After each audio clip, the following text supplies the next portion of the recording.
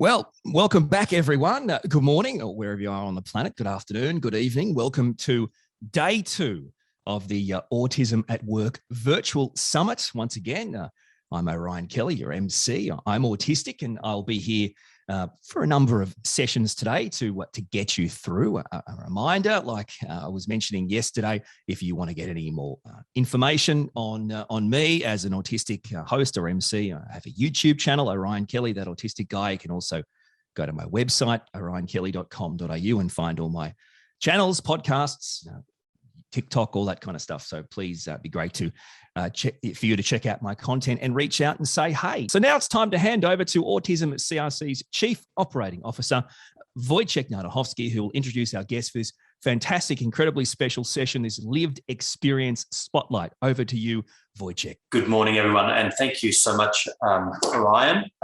You've done an exceptional job, not only as MC, but also at pronouncing my name. So well done. This morning, I have the enormous privilege of sitting down with Darien Judge, who is being very generous and allowing me to delve in a bit deeper into his journey.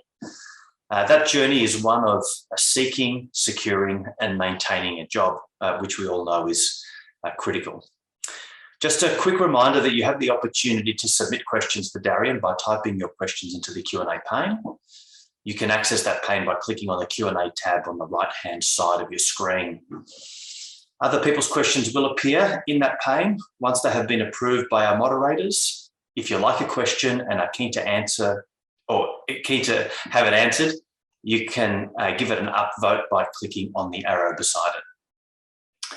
We will try to answer as many questions as possible, but depending on how many come through, we may not be able to get through them all today. So without further ado, I'm delighted to welcome Darien Judge. Darien, good morning. How are you? I'm good. How are you? Excellent, excellent. Perhaps if we start with the basics, tell us a little bit about yourself, including kind of what your profession is at the moment and who you're currently working for. Cool. So who am I?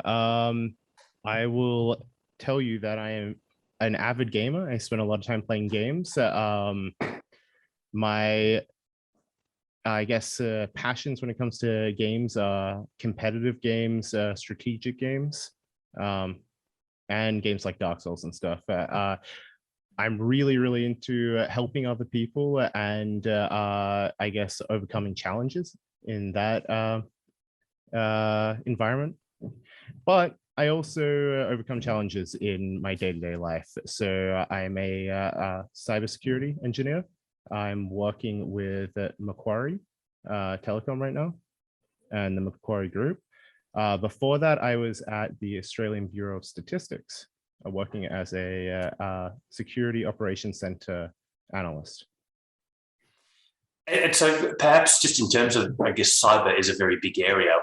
Perhaps tell the audience, what is it that you're fighting or looking out for or doing on a day-to-day basis?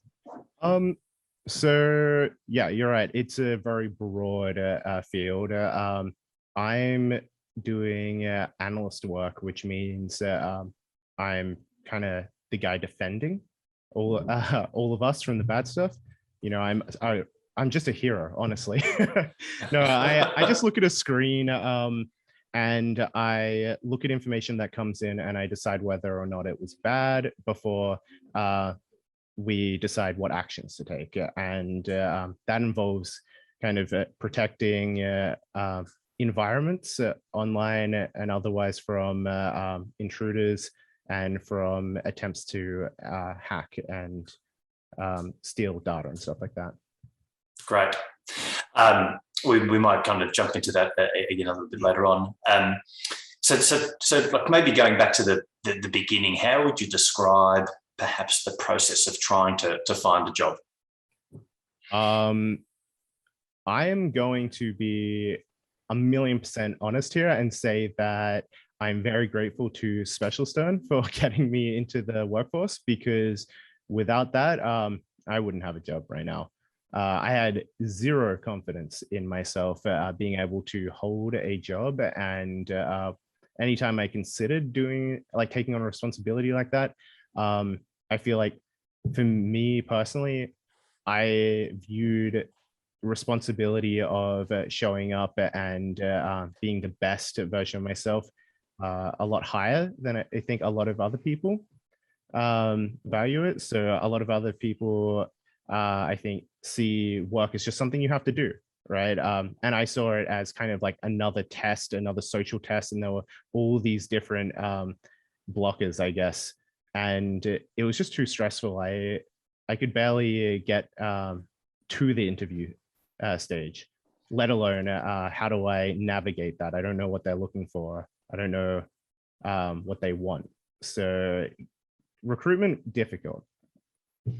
And so tell me a little bit about how you met Specialist Turner. So how did you come across them? So I was falling through the cracks, I guess, on Jobseeker, and I would go in every fortnight and they just give me more and more numbers, like apply for more places. There was pretty much no support, actually. It was really bad. And it was even damaging my mental health. Like I was so stressed every single appointment I had to make because I knew I wasn't, like they weren't going to be happy with me. I didn't have a job yet, right?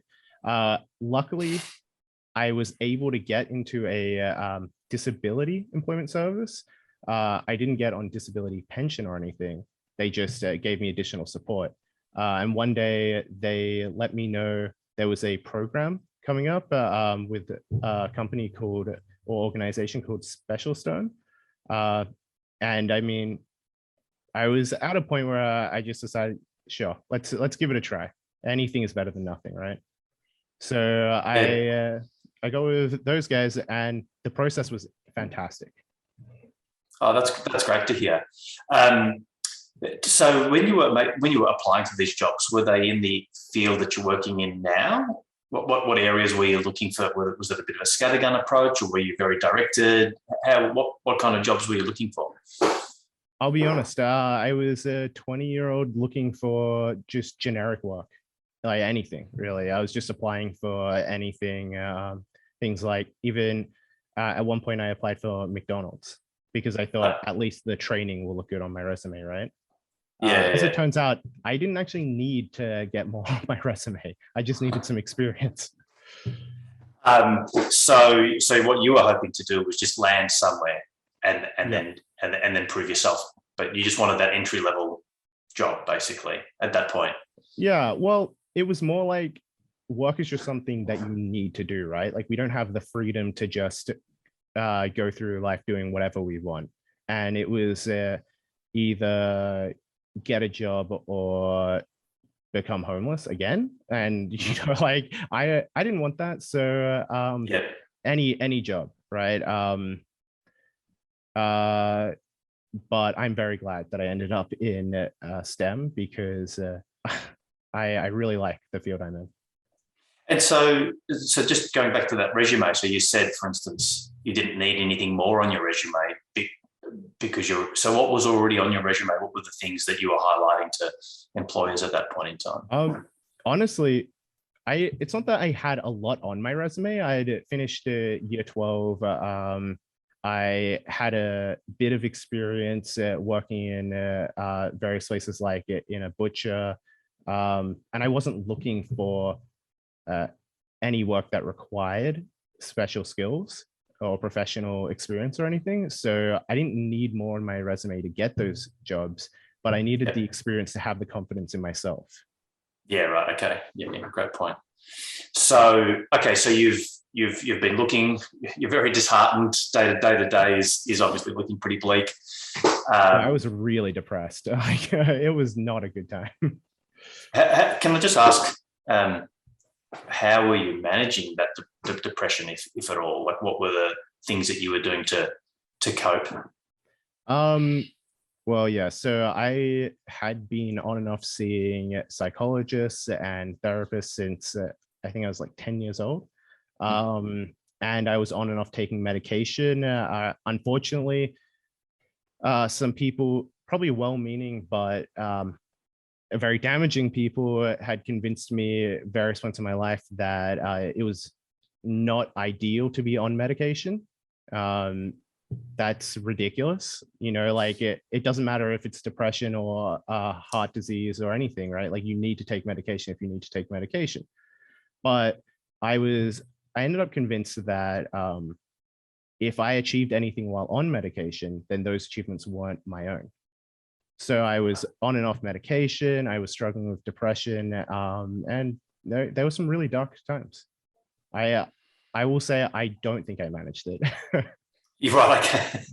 Well, I mean, that's a very hard thing to do, to manage it, right? Because I guess part of the deteriorating mental health is that your resources are deteriorated and your own insights have deteriorated as well. Yeah. Okay. So we've come to meeting specialist earner. So obviously something's changing at this point. So perhaps tell us a little bit about what that process was like and what were the next steps there. Yeah. So at that point, I was still very much depressed and very much I didn't have faith or much motivation, or was very much down on my losses, I guess. And I had a lot of doubt for my future. But I mean, at that same time, I was really depressed, so I wasn't even sure that there would be a future for me. But I said, screw it, let's give this a try. And I luckily got through. They had a system where people apply, they do some surveys and answer a couple questions, and then they go through the next stage. We all met at a building, and then we did some tests, which were just like, how would you handle this scenario, do this, and they assessed us, got us to tell them our life story, basically. And then after that, I was lucky enough to get through again, and I got into the main program, which was a full-time program for, I think, 4 weeks, where we accomplished tasks and displayed our, I guess, like abstract reasoning and creativity, as well as strategic decisions and how we perform in a team. And so maybe it's a bit hard to reflect back on that, but it sounds like a 4 or 6 week process. Yeah. But if you recall, was anything shifting for you in how you felt? Was your confidence, were you gaining confidence during that time? How are those days and weeks unfolding for you? Yeah, I think getting out and actually engaging with a lot of people helped. That helped a lot, because I was just isolated all the time. And when you're isolated in, I guess, the modern day, 2021, current year, I feel that you don't really have a lot to compare your experiences to, other than the perfect people on the internet, right? So I didn't have, I was inexperienced, I guess, socially, and that's, I guess, where I came to an understanding that I had such high expectations for myself just in every single instance, and other people didn't have those expectations. And it was a lot easier to go out and just accomplish things without holding myself to these unrealistic expectations. So I did get some confidence. I will say, though, that my biggest confidence boosts came from getting a job. Of course, yes. So I mean, actually, to take us through that, how did you find out that you got a job, and kind of what happened in that maybe just before finding out, and perhaps a little bit after? Well, I wasn't certain that I was going to get a job. I was hopeful, and I think we had to go away for like 2 weeks afterwards, and then we'd get a call back if we were successful. And I remember I was at my mum's house and we were hanging out, and I got the call, and I felt like crying. I was so excited. It was amazing and really scary, because I'd be going from nothing straight into an APS4 cybersecurity role with no experience in cybersecurity, only experience in general IT. Yeah. So wow. Okay, so a big change. So you find out, and so was it a full-time role? Were you stepping into a full-time role at that point?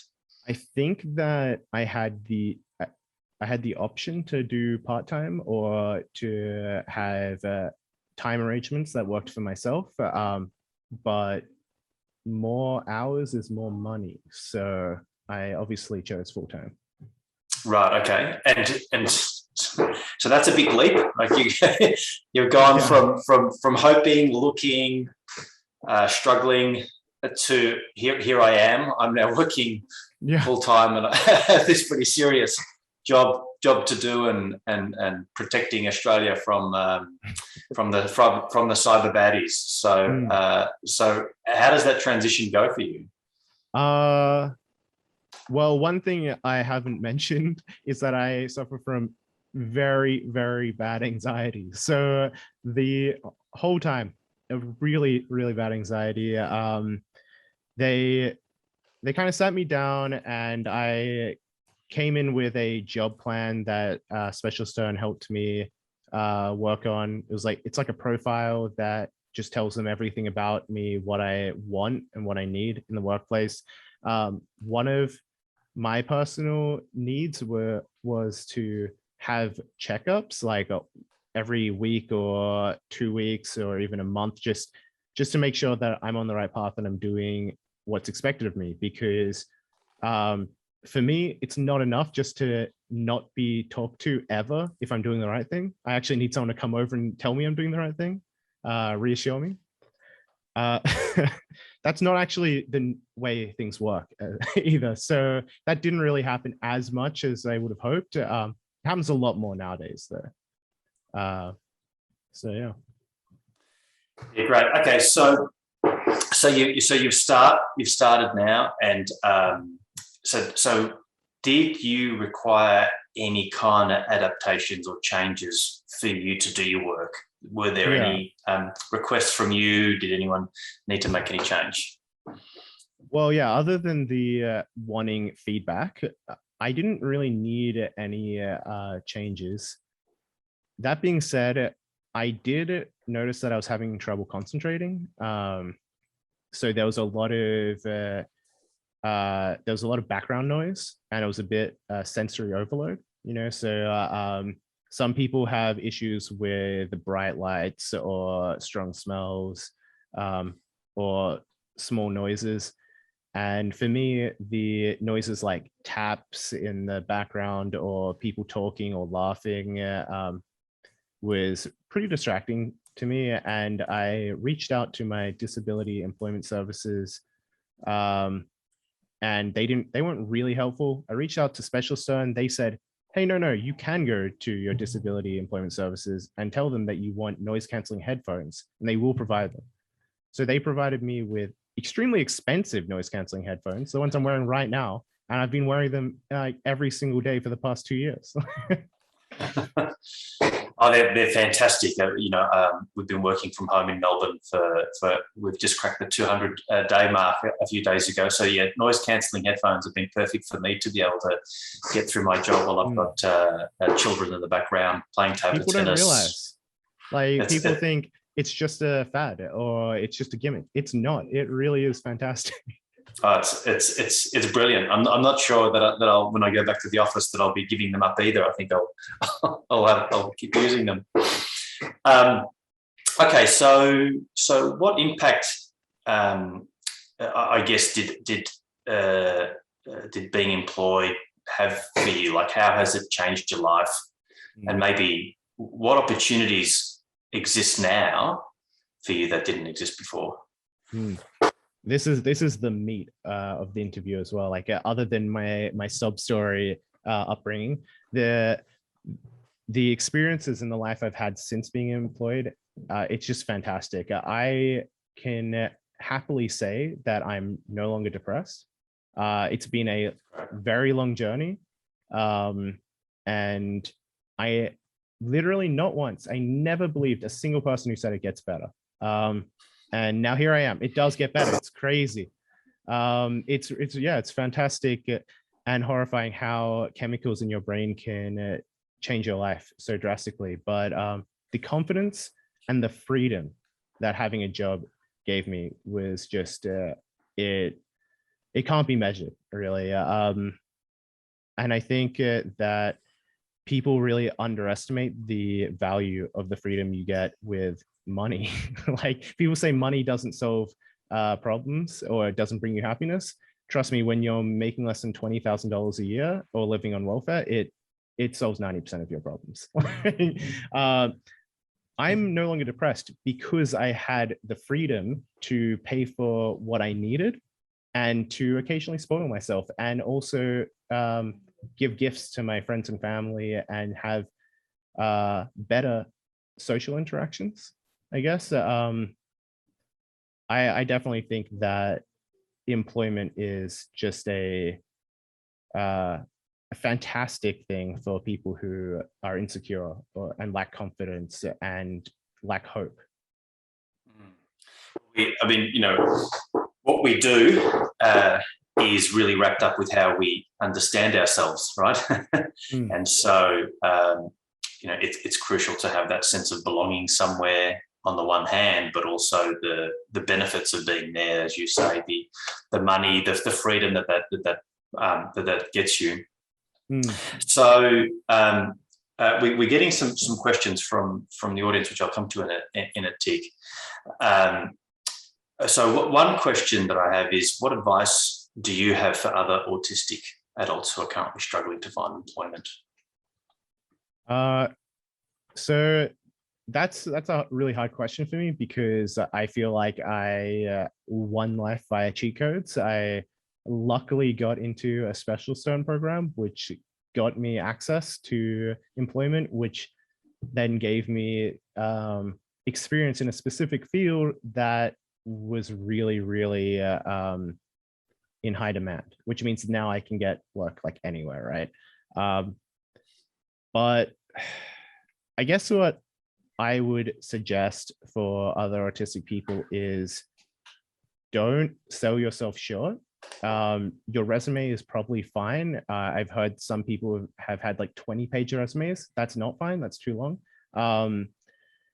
And apply for jobs that require specialized skills or experience. Like, it honestly doesn't matter that much. You will have much less competition in the public service going for roles that you don't think you belong in or deserve than applying for McDonald's. I mean, you're competing with every single teenager out there when you're applying for these low paying jobs.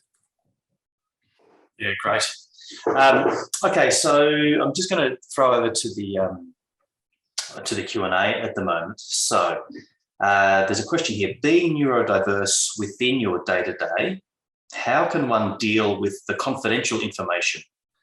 Like, do I ask my employer to tell them when it starts and its scope? Oh, sorry, I'm not sure what that means. And if I need to ask or to follow up questions, or do you write it down and put it in a secure place? You know what? I think that's just I've chosen the wrong one there, Darien. I'll go somewhere else and then come back to you. I can answer a similar question to that, which is that when I see confidential information, I generally know what I'm doing with that.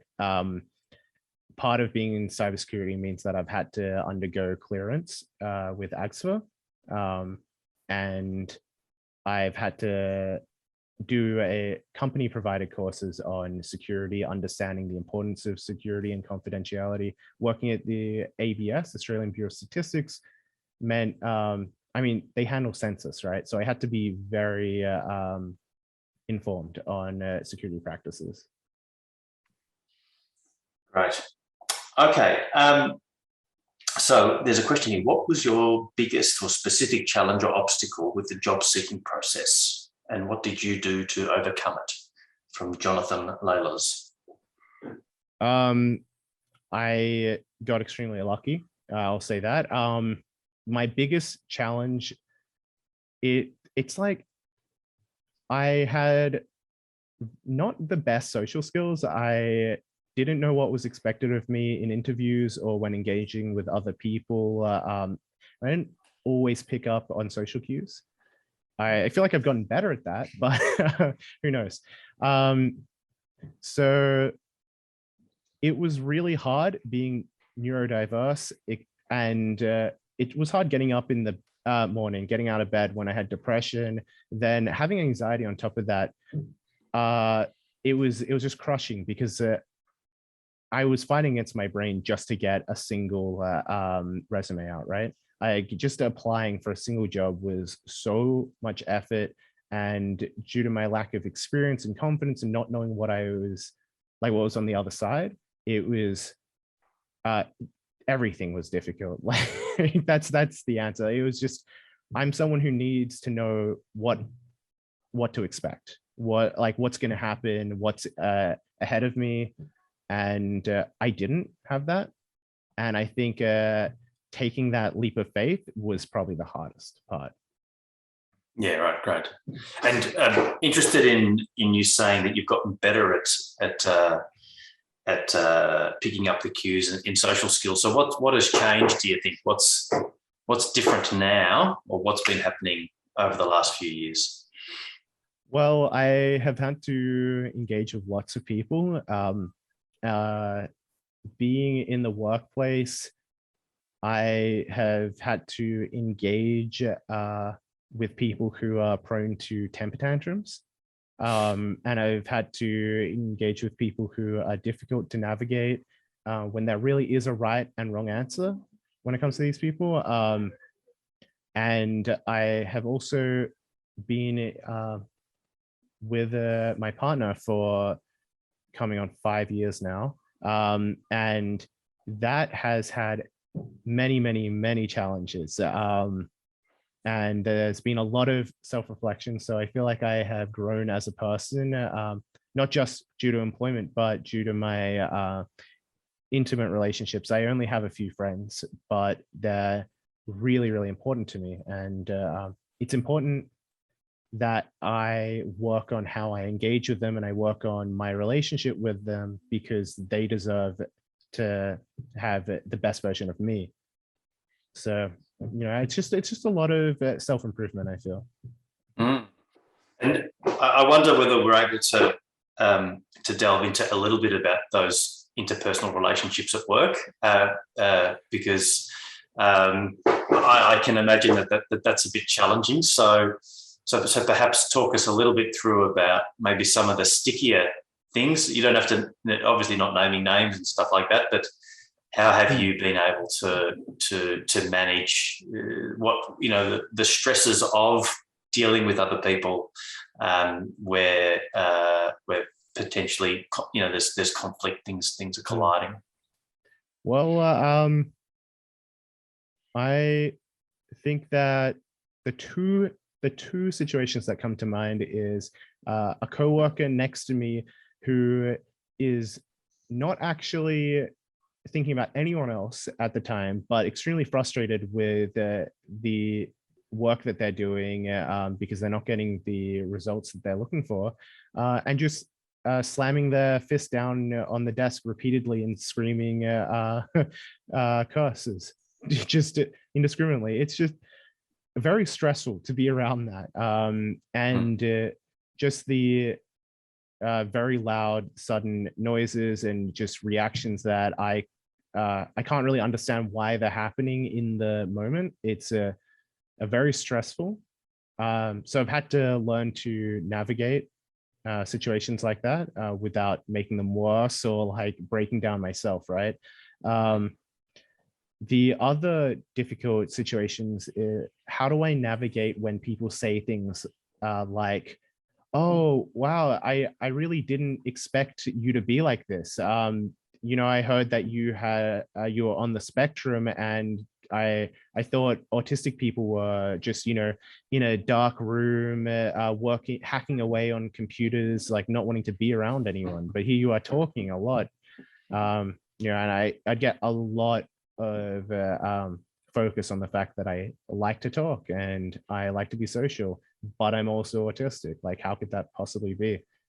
And I got a lot of these comments from people that I respected, from people that I liked. And it's like, how do I handle that situation? Is it offensive to me? Do I educate them? Do I ignore it? And the answer is all of those, but depending on the situation. Yeah, So. yeah, great. That's fascinating.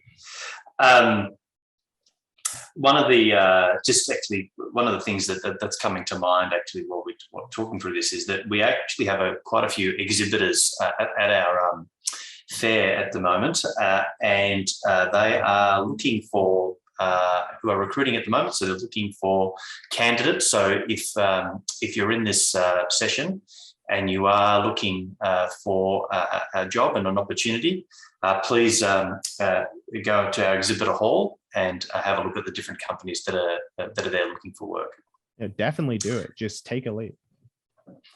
Okay, and I think there's a few more questions here in the Q&A. So, are you intending to move? Did you have to complete any higher education, or really is your experience now enough for you to do your work and to progress your career?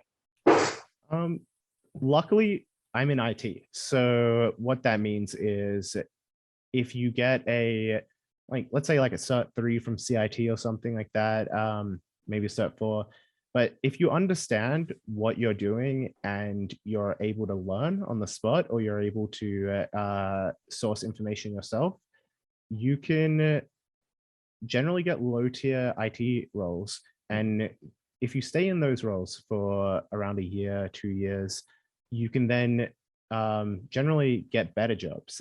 And those better jobs will work on upskilling you and getting you access to certificates, any training that you need to excel in your field. That's been my experience in IT. I don't think that's going to help people who aren't in IT who are autistic. And I feel like that that's the complex issue. I don't have much experience outside of IT, and I feel like there are a lot of autistic people being pushed into IT who maybe don't want to be in that field. Thanks. I'm going to take, I think, one final question from the audience. So, are there social groups that you can recommend for a 40-year-old single neurodiverse male? Let's see. I know that there are actually social groups out there specifically for autistic people. I know friends who have had success there. I personally haven't gone looking. I was in a social group called Nerd Fighters at one point, and that was pretty good. It was a group created by John Green, the author of The Fault in Our Stars and Looking for Alaska. But for me, my social groups are usually derived from video games. So whether that's mobile games or online games on the PC, generally there are Discord groups. Discord is a social app, kind of like Skype, but where a lot better. And basically you'll have like hundreds of people that are all talking and doing the same thing. And it doesn't matter, things like politics, religion, mental health, like none of that really matters to these people because they just want to play the game. So if you just want to fit in and I guess socialize with people and have fun, then I think that it's really worth looking into Discord and just social games. Yeah, it's great. And I think there's one called Aspie Rebels. Have you come across that one at all? The Aspie Rebels? I haven't, but that's my own fault. I'm probably not the most social person. I'm very social during the day, but when I get home, it's just me, really. Me and my partner, maybe a friend or. Yeah, great. I've got a cat. I'm going to ask you one last question, which is, what advice do you have for employers thinking about recruiting people on the autism spectrum? My advice is that majority of people, whether neurodiverse or neurotypical, they have needs, and generally the needs overlap. Like, neurotypical people don't generally like lots of ambient noise or like flickering lights either. So you're not really making that many changes for neurodiverse people over neurotypical people. It's just now we've got people like Autism CRC and Special Stone saying, hey, these aren't great working conditions and you need to make changes for these people. Honestly, I think these changes should be made for everyone. And it comes up a lot that autistic people have superpowers and they'll make they'll make that job position 90% more efficient or something like that. That may be so, but the worst case scenario, they're just a normal person who achieves normal work. Best case scenario is they are like autistic people with superpowers who make the role that much more efficient, and you're saving money on that person. Either way, though, I feel like we need to change how we recruit because it doesn't work. This whole merit-based recruitment, it makes no sense that merit-based recruitment is done in the exact same way it always has been. You can find merit in many different ways than just sitting down asking someone a question. And I think that just invest in humanity, right? Like these people. Absolutely, that's right. Yeah, they need love. Hey, Darien, I've really enjoyed this, and I really am very grateful to you. I'm sure the audience are very grateful at you just being so candid, exposing a lot about yourself, telling us a very deeply moving story. So thank you very much.